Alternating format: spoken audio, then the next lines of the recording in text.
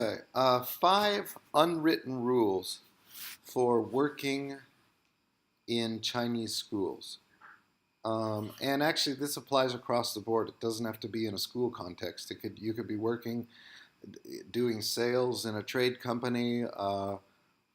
It could be in any context. It's just in the Chinese work environment. Okay, rule or taboo number one. Oh, and despite the fact these are unwritten rules, it doesn't mean they're fucking not real. And as a matter of fact, they might be more important than all the others. Rule number one, um, don't be late. Don't be late. Oh, let me first do this. I'll just lay out the five. Don't be late to classes. Number two, don't make other people lose face. Um, unless you do it in a really sneaky way. But don't overtly make people lose face. Number three, never talk bad about China. Number four, don't push the students too hard. Don't, and you're going to think this is strange, don't challenge them too much. Um, don't push them too hard. Uh, Number five, don't brag about America.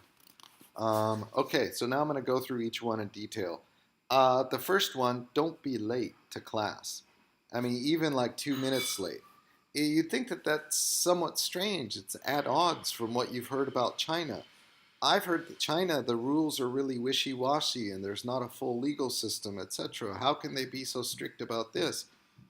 Well, that the former, that is true, but it's also true that they take that as a great sign of disrespect. Don't fucking do it. I've seen people get fired because of it. Don't do it. Get there early. Get there friggin' early.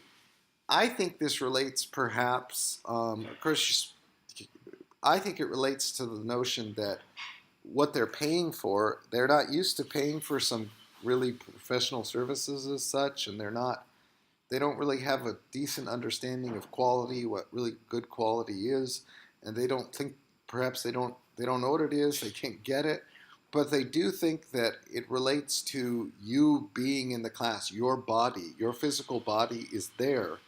So that means that you're meeting the terms of the agreement, or that's what you're getting paid for. Believe me, in Chinese schools and Chinese employees, there are all sorts of these little record checking, keeping tabs mechanisms. Most Chinese schools, you have to go in and put your finger on a thing, and it will read your fingerprint and clock you in and clock you out. If you're full time at those schools, they actually fucking make you do that. And there's been disputes at Webb International English. Actually, there was some big fucking disputes about this. There are some teachers that didn't want to do it. And there are some teachers from 8 years ago that have been working there 8 years, and they're like, fuck, I still don't do it, and they're not firing me because I guess they get grandfathered in. But believe me, they don't be late to class. They'll think that it's a big issue. You know, if you're like 3 minutes late and the students are already there, like, oh, you just committed a huge faux pas. Don't do it. Um, Lose face. Don't. In Chinese, this is 丢面子. Don't make other people lose face. Like, you don't insult them openly. Don't say, oh, you're not good at this. Don't, to that extent, don't engage in conflict in a way that personalizes it. Um, Unless you can do it in a very, very subtle around the back way. But generally, you don't ever want to make people lose face um, and make them look bad somehow. And the result is that discourse becomes stifled. Yeah, okay, I know it does. There's not a healthy, robust testing of ideas. No, there isn't. They, but there's kind of this false, superficial level of harmony. Um, you know, you could imagine if you're a bunch of jailbirds in a prison, don't diss someone, man. Something like that, really. So you can extrapolate that analogy a little further. So another thing, um, don't number three, when you're in class, don't talk bad about China. Don't say, oh, China can't do this, or China should change that, or oh, there's no democracy in China. um, or this is bad. Don't ever do that. They may gang up on you because of it.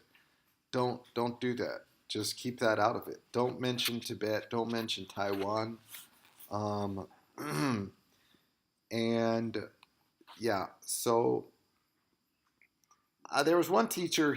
There was a big issue with him at one of these schools. He was a real. He was from England,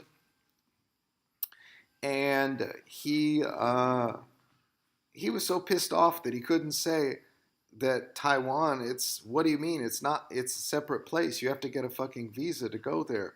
And so he had some trouble. Um, and, his, so you have to get used to that. They'll take it very personally. They don't know how to have constructive and open dialogue about different systems and not immediately take offense. Um, so just don't do it. There's no winning road there. They might not even understand the ideas you're presenting to them. They so don't don't play, as the old Chinese saying goes. Don't try to play a fiddle to an ox. Don't play a violin to an ox. Uh, it's a different instrument than a violin, but they have a close equivalent. In Chinese is 对牛弹琴. Don't do that, um, because it won't help. Um, taboo number 4: don't be too strict. Don't be too. I think I have a problem with this because I really enjoy language learning. I'm interested in for adult second language learning as a topic. I've done it myself. I'm energized and interested in the students um, trying to tackle this problem, but most of them don't think of it quite that way. They have different reasons for studying it um, and studying a foreign language. But at any rate, if you push them too hard, I have found that you get a very bad reaction. Like, it's not in at the University of Washington. I remember a lot of times the Chinese classes we had, even by the really good professional professors from Taiwan, there was a notion that, to some extent it's an athletic exercise, and you want to challenge students, let them go a little further.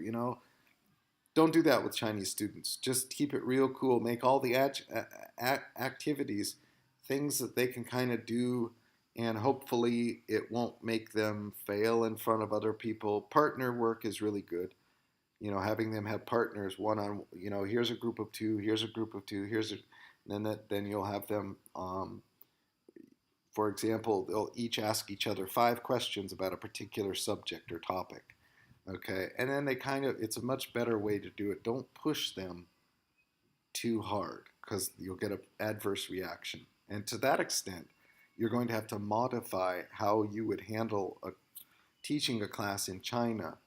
You're going to have to change it such that it's different than you would do in the United States. If you think of a good class in the United States, whatever subject you might have had, and you think of what it would be in China, it won't be that. You're not going to be able to do that. Okay, don't do it. Um, in a way, that could mean just make it really easy, but not too easy. So you really need to know where your students are. Okay, number 5. Don't brag about America. Don't say, "Oh, America, we have this," or "America, we have that," or "It's so great because of this or that," because actually they already think that. Okay, they already feel that. They already have a sense of it. It's part of why they're hiring you. Um, that you don't need to do that. So don't do it. It will be interpreted as you kind of going overboard, you going over the top. Um, so I recommend not doing that. And yeah. Okay, so those are 5 easy tips.